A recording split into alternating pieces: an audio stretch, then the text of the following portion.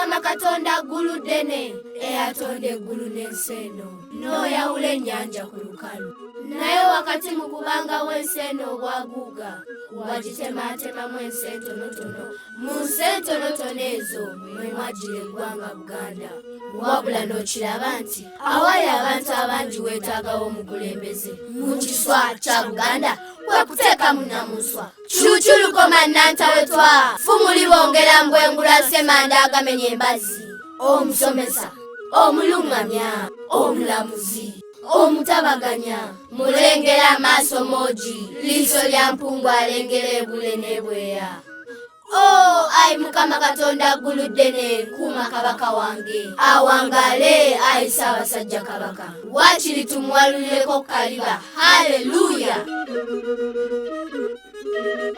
Almighty God, in the heavens so high, look down upon our King with a merciful eye, because for some time he has been not well, in pain and strife.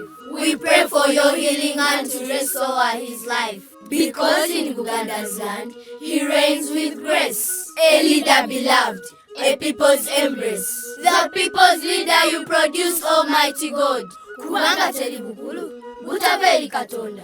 We cry out to you, God, for his healing light. You are the greatest physician, the greatest healer of all, the greatest doctor of all. Your power and love can make the sick stand tall. We trust in your goodness, Lord, your mercy and care. Please stretch your hand and heal our King. We pray, let your Holy Spirit descend upon him now, bringing comfort and peace as his healing starts to show now. May your grace and love surround him like a shield and raise him up to full recovery we yield. We pray in faith, in Jesus' mighty name, our Father. Hallowed be thy name, thy kingdom come, thy will be done on earth as it's done in heaven. Give us this day daily bread, and forgive us our trespasses, as we forgive those who trespass against us. Lead us not into temptation, but deliver us from evil. For thine is the kingdom, the power and the glory, forever and ever.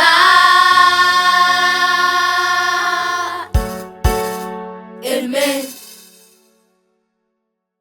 Tumiddwa ow'eggombolola mu Tube 5 Mukulu Bernard Ntege okutuusa obubaka obwa Katikkiro nga ndi omu ku bawabuzi b'ow'eggombolola. Obubaka busoma bwe buti: Obwakabaka bwa Buganda, Kingdom of Buganda, Office ya Katikkiro, Office of the Katikkiro (Prime Minister). Obubaka bwa Katikkiro nga tujjukira bwe giweze emyaka 31 bukya Ssaabasajja Kabaka Ronald Muwenda Mutebi II atuula ku Namulondo. Nga 3 Julayi 1993 Obuganda bwabugaana essanyu nga Kabaka Ronald Muwenda Mutebi II azizza engoma ya Buganda bwe yatuuzibwa ku Namulondo y'abajjajjaabe nga Kabaka wa Buganda owa 36. Kabaka okutikkirwa kyaddirira bamusibira mu bbwa okutyoboola ennono yaffe era ne bajjawo Obwakabaka mu kuyiwa omusaayi. Okuviira ddala mu 1966 okutuukira ddala mu 1993 abantu ba Buganda bassa kimu nga baagala nga basaba era nga babanja okuddizibwawo Obwakabaka. Obumu obwo obw'abantu ba Buganda y'ensonga enkulu era gwe gwali omusingi gw'Obwakabaka okuddawo. Kabaka Mutebi bwe yava mu buwanganguse mu 1986 ensonga gye yasoosowaza yali ya bumu obw'abantu ba Buganda era okuva bwe yatikkirwa okutuuka kati emyaka 31 obumu yebadde ettaala emulisa ekkubo lya Buganda ery'okudda ku ntikko. Buganda erina ensonga ssemasonga 5 era ssemasonga ey'okutaano bwe bumu.